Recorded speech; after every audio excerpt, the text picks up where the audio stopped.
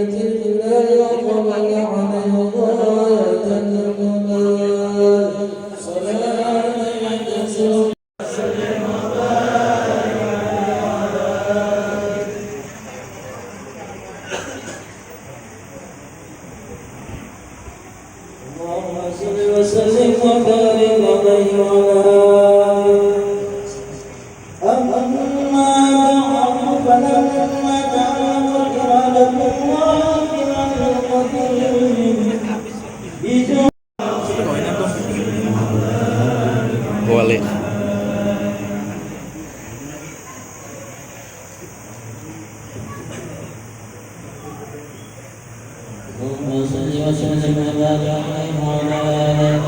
وقد هذا للقلم أن يخط ما حركت فيه الملائكة ثم استفاد من صفات هذا العبد المحكوم بالمكان أول شيء ولقد ضربت في هذه السورة نور هذا الحديث أول مخلوق برز العالم اتبع عنه خلق على خلق فيما حدث وما قال وقد أخرج الرزاق السند عن جابر بن عبد الله الأنصاري رضي الله عنه قال قلت يا رسول الله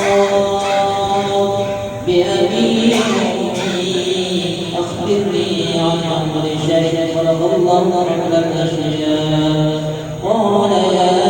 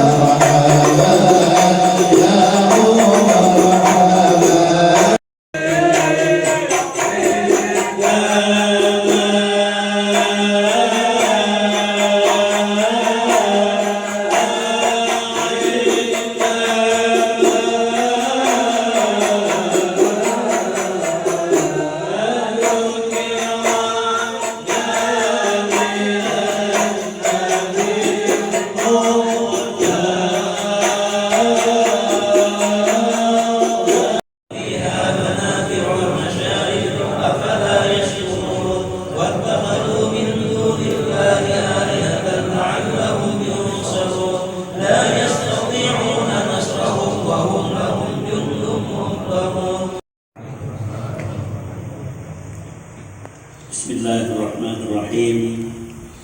Alhamdulillahil a'la alladzi khalaqal mauta wal hayata liyabluwakum ayyukum ahsanu amala wa hakama ala khalqihi bil ba'si wal fasli ila daril qada litujza kullu nafsin bima tas'a.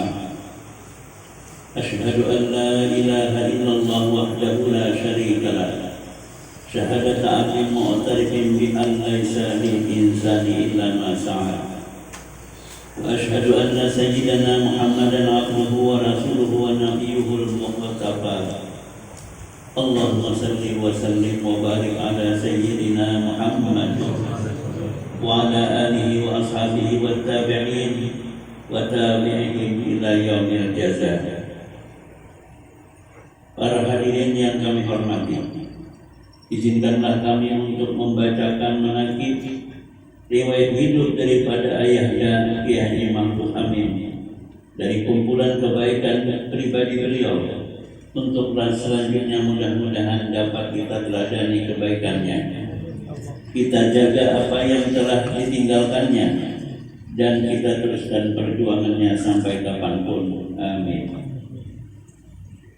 Kiai Haji Mahfuz Amin bin Tuan Guru Haji Muhammad Ramli bin Tuan Guru Haji Muhammad Amin adalah putra pertama dari 9 bersaudara, pasangan Tuan Guru Haji Muhammad Ramli dan Hajjah Sabariyah. Beliau dilahirkan di Pamangki pada malam Selasa tanggal 23 Rajab 1332 Hijriah, bertepatan tahun 1914 Masehi di rumah orang tuanya. Beliau diasuh dan dibesarkan di bawah pengawasannya sehingga menjadi orang yang mulia dan berjasa. Pendidikan beliau, almarhum pertama kali dididik dan dibesarkan di tengah-tengah keluarga yang taat beragama. Sebab orang tua beliau yang bernama Haji Muhammad Ramli adalah ulama berpengaruh dan dikenal mempunyai ilmu agama yang dalam. Tidak heran kalau di Pamangki orang tua dari Tuan Guru Haji Muhammad Ramli, yaitu Tuan Guru Haji Muhammad Amin dikenal dengan sebutan Tuan Guru Besar. Sedangkan Tuan Guru Haji Muhammad Ramli dikenal dengan Tuan Guru Tua. Karena di tangan beliaulah kata putus dalam berbagai persoalan, baik yang menyangkut bidang agama maupun problem sosial kemasyarakatan lainnya. Dalam usia 6 tahun, almarhum sudah selesai belajar Al-Quran tahap pertama di bawah pengajaran langsung orang tua beliau. Pendidikan verbal beliau tempuh selama 3 tahun di Pamangki, yang kemudian dilanjutkan selama 2 tahun di Desa Penimokupang. Selain itu, beliau tidak pernah belajar di sekolah formal lainnya. Untuk selanjutnya beliau menempuh pendidikan non formal berupa pengajian agama yang diberikan oleh orang tua beliau sendiri, di samping mengikuti pengajian dengan Tuan Guru Haji Hasbullah bin Haji Abdul Rahim di dekat Masjid Jami Pamangki. Selain itu, beliau juga belajar dengan Tuan Guru Haji Muhammad Ali Bayanan dan Tuan Guru Haji Mukhtar di Desa Negara Kabupaten Hulu Sungai Selatan. Berangkat ke Tanah Suci pada tahun 1938 Masehi, saat berusia 24 tahun, sesudah beliau menikah dengan seorang perempuan yang bernama Saudah, putri dari Tuan Guru Haji Muhammad Arsyad di Desa Kalibaru, Kecamatan Batu Benawa, Kabupaten Hulu Sungai Tengah. Pada tahun itulah oleh mertua beliau, Mahfuz Amin beserta istri, diberangkatkan ke Tanah Suci Mekah untuk menunaikan ibadah haji seraya memperdalam ilmu pengetahuan agama. Karena mertua beliau menilai bahwa Mahfuz Amin mempunyai cita-cita yang tinggi dalam menilai kalimatillah. Bahkan pada waktu itu Mahfuz Amin dapat menjawab satu pertanyaan dari beliau yang sebelumnya pertanyaan itu oleh mertua beliau tidak ditemukan jawabannya. Akan tetapi ketika pertanyaan itu dilontarkan kepada Mahfuz Amin, beliau pun mendapatkan jawaban yang benar-benar cukup dan memuaskan. Adapun guru-guru beliau selama di Makkah adalah Al-Alim Al-Allamah Syekh Muhammad Yasin bin Isa Al-Badani, Al-Alim Al-Allamah Syekh Abdul Qadir bin Abdul Muttalib Al-Mandili, Al-Alim Al-Allamah Syekh Abu Bakar bin Sulaiman Jakarta, Al-Alim Al-Allamah Syekh Muhammad Ahyad bin Idris Al-Bukhari, Al-Alim Al-Allamah Syekh Abdul Khalid Perak Malaysia, Al-Alim Al-Allamah Syekh Said Alawi bin Abbas Al-Maliki, Al-Alim Al-Allamah Syekh Said Muhammad Amin Al-Qutubi, Al-Alim Al-Allamah Syekh Hasan Muhammad Al-Mashar, Al-Alim Al-Allamah Syekh Muhtar Ampenan, Al-Alim Al-Allamah Syekh Abdul Jalil Al-Maqdisi, Al-Alim Al-Allama Syekh Anang Sa'rani bin Muhammad Arif Al-Banjari, Al-Alim Al-Allama Syekh Nuh Kelantan Malaysia, Al-Alim Al-Allama Syekh Abdul Rahim Kelantan Malaysia, dan yang lain-lainnya yang tidak disebutkan di sini. Kembali ke kampung halaman. Setelah 3 tahun menimba ilmu pengetahuan di tanah suci, beliau pulang ke tanah air dan tepat pada tanggal 8 Oktober 1941 tiba kembali di kampung kelahirannya. Sejak saat itu beliau mulai mengajar agama sambil terus belajar di samping aktif dalam berbagai kegiatan kemasyarakatan. Membangun pesantren. Setelah hampir 20 tahun berkecimpung di masyarakat, bermacam pengetahuan dan pengalaman telah diperoleh. Pahit manisnya kehidupan telah dilalui, namun cita-cita ingin menyebarkan dan meninggikan agama Allah tidak pernah padam. Hingga pada saatnya pada tahun 1958, fajar cita-cita yang diidamkan mulai terbit bersinar di desa Pemangking. Lembaran-lembaran kitab putih yang mulai sirna kembali cerah dengan berdirinya sebuah pondok pesantren yang bernama Ibnul Amin. Nama ini diambil dari nama kaki beliau yang bernama Tuan Guru Haji Muhammad Amin. Di samping sebagai tapaulan atau pesan yang baik dari makna Al-Amin itu sendiri, yaitu jujur dan dipercaya. Dengan harapan mudah-mudahan generasi yang dididik di Ibnu Amin menjadi generasi yang jujur dan dipercaya. Ada beberapa hal yang mendorong Haji Mahfuz Amin membangun pondok pesantren ini. Di antaranya wasiat dari orang tua beliau sendiri, Tuan Guru Haji Muhammad Ramli, di mana kata beliau yang sering ditirukan oleh Haji Mahfuz Amin, ikam di dalam menghadapi pelajaran agama, apalagi kuncut pada aku sama aku saja jangan. Ikam harus berpikir bagaimana caranya agar pelajaran agama lebih maju daripada yang sudah ada sekarang ini. Yang kedua, wasiat dari guru beliau yaitu Ki Haji Abu Bakar bin Sulaiman Tambun Jakarta. Pada ketika berkunjung dan bersilaturahmi ke desa Pamangki dan beliau melihat masih banyak lahan yang kosong, maka dengan tegas Ki Haji Abu Bakar bin Sulaiman berkata agar supaya dibangun pondok sekalipun dengan seadanya atau sesederhana mungkin. Yang ketiga, pengalaman beliau ketika belajar di Mekah Al-Mukarramah, di mana beliau sering menerima masukan-masukan dan cerita tentang pondok pesantren dari teman-teman beliau yang berasal dari Pulau Jawa dan Sumatera. Dengan didahului musyawarah bersama murid-murid beliau yang ada pada waktu itu sebanyak 17 orang, maka dicapai kata sepakat agar cita-cita yang mulia ini cepat terlaksana. Maka disepakatilah dengan masing-masing mengusahakan 5 bilik padi yang hasil penjualannya diberikan bahan-bahan bangunan. Dengan modal tersebut tadi sehingga bisa dibangun buah-buah asrama yang sangat sederhana, masing-masing berukuran 3,5 meter kali 15,5 meter dengan kapasitas 6 kamar, ditambah dengan sebuah bangunan kecil yang difungsikan sebagai dapur tempat santri memasak. Inilah bangunan yang pertama kali, dan alhamdulillah sebahagian bangunan itu sampai sekarang masih dapat kami lestarikan. Selanjutnya tersebarlah kabar keberadaan pondok pesantren ini, sehingga para thalabah pun berdatangan, yang tentu saja menjadikan Ibnu Amin harus menambah asrama dan sarana-sarana yang lain sesuai dengan kebutuhan. Tidak berhenti sampai di situ, pada tahun 1975 beliau juga membangun pondok pesantren putri untuk mencetak kader-kader muslimah yang salehah. Karena pada saat itu beliau melihat ketertinggalan kaum wanita dalam pendidikan agama. Padahal peran mereka tak kalah pentingnya, sebab mereka lah guru pertama dalam keluarga yang turut mewarnai kualitas generasi masa depan.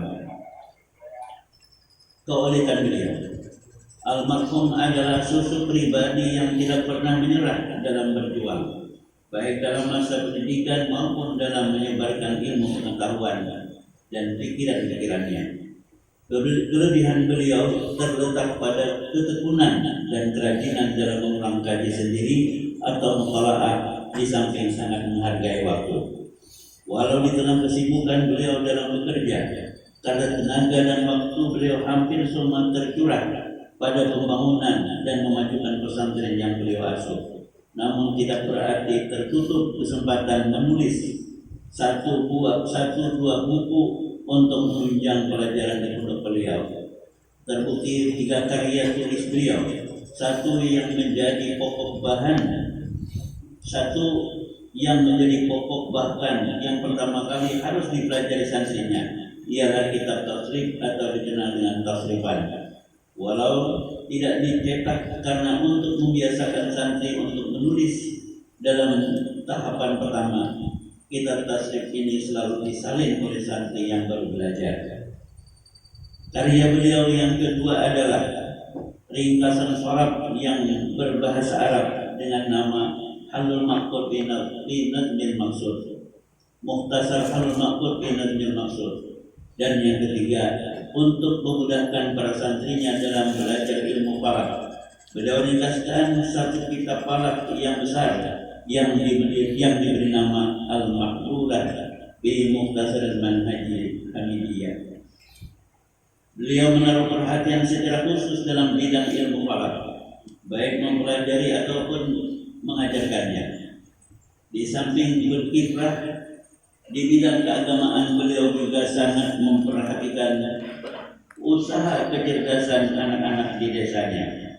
Hal ini terbukti dengan andil beliau yang sangat besar dalam membangun sekolah umum atau ISIR pada tahun 1951. Keberhasilan almarhum dalam belajar dikarenakan beliau sangat menghormati ilmu yang didapatkan dari gurunya, dengan arti penghormatan yang benar dengan mengamalkan ilmu yang diperoleh itu.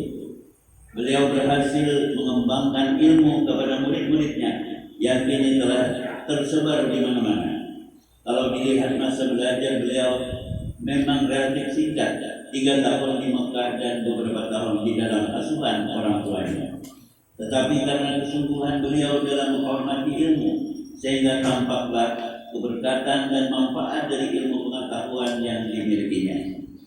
Beliau sangat menghormati guru-gurunya, karena menurut beliau, kalau seseorang sudah menjadi terhormat dalam hidupnya, dia tetap dituntut untuk menghormati guru.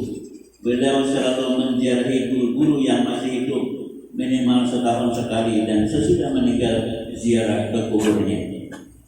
Hal lain yang menonjol dari kepribadian almarhum adalah kasih sayangnya dengan para santri. Beliau menginginkan santrinya rajin dalam belajar hingga berhasil dan pandai dalam menyampaikan ilmunya kepada orang lain.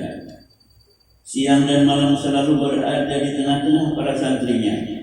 Kalau ada yang bermain-main, beliau tegur dengan saran yang lembut diiringi nasihat, dan nampak kegembiraan di mukanya ketika melihat santrinya yang sedang belajar.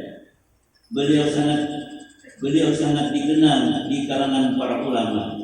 Di samping selalu datang berkunjung kepada mereka, tak jarang kesempatan itu digunakan untuk bertukar pikiran, lebih-lebih pada masalah keagamaan. Beliau cukup dekat dengan Kiai Haji Hasyim Asy'ari Jombang serta Kiai Haji Abdul Samad Mufti Kerajaan Pontianak. Beliau mempersilahkan siapa saja pejabat yang mau datang. Kalau mereka ingin memberi donasi untuk pondok, beliau dengan tegas menerimanya, selama tidak mengikat. Walaupun demikian, beliau tidak pernah memohon kepada mereka dan tetap menjaga jarak. Prinsipnya adalah selama pergaulan itu tidak mengganggu perjuangan beliau untuk kemajuan pondok. Kepada para kadernya beliau berpesan agar selalu berusaha untuk menghidupi pondok, bukan justru hidup di pondok. Beliau memang sosok pribadi istimewa, istiqamah, disiplin, tawadu, dan disertai semangat ikhlas berkorban. Tidak ada keinginan menggapai kemewahan duniawi. Untuk kepentingan agama tidak segan-segan beliau mengorbankan kepentingan sendiri. Beliau tebang kebun cangkih milik pribadi demi pembangunan pondok pesantren putri. Bahkan selama hidupnya beliau tidak pernah memiliki kendaraan pribadi. Demikianlah setelah 37 tahun berjuang untuk membangun serta membina Ibnul Amin dan santri-santrinya, hari demi hari lembaran hidupnya dihabiskan untuk diilahi kalimatillah hingga usia senja. Berpulang ke rahmatullah, kehuzuran tampak bertambah, sakit paru-paru beliau makin hari makin parah. Meskipun pengobatan secara intensif selalu diupayakan dari Rumah Sakit Islam Banjarmasin, Surabaya, bahkan sampai ke Jakarta. Sampai pada saatnya hari Minggu jam 8.45, tanggal 21 Zulhijjah 1415 Hijriah, bertepatan tanggal 21 Mei 1995, beliau mengembuskan nafas terakhir dalam pangkuan anak istri dan murid-murid beliau dalam usia 82 tahun 4 bulan 28 hari. Dikebumikan pada sore harinya dengan diantar oleh ribuan umat Islam ke tempat peristirahatan terakhir pada jam 3 sore di pemakaman umum Pamangki, bersampingan dengan orang tua beliau, Kiai Haji Muhammad Ramli dan keluarga. Pemangki berduka, gerai tangis pun pecah. Para santri sholat tak mampu untuk bicara. Masyarakat terpana karena ditinggalkan oleh sang panutan yang sangat berjasa untuk selama-lamanya. Beliau meninggalkan sesuatu yang sangat berharga untuk diteruskan, dipelihara dan dijaga oleh generasi berikutnya. Terlalu mahal rasanya untuk ditinggalkan, terlalu sayang kenangan itu untuk dilupakan. Semoga Allah menerima segala amal usahanya. Amin ya rabbal alamin. Assalamualaikum warahmatullahi wabarakatuh.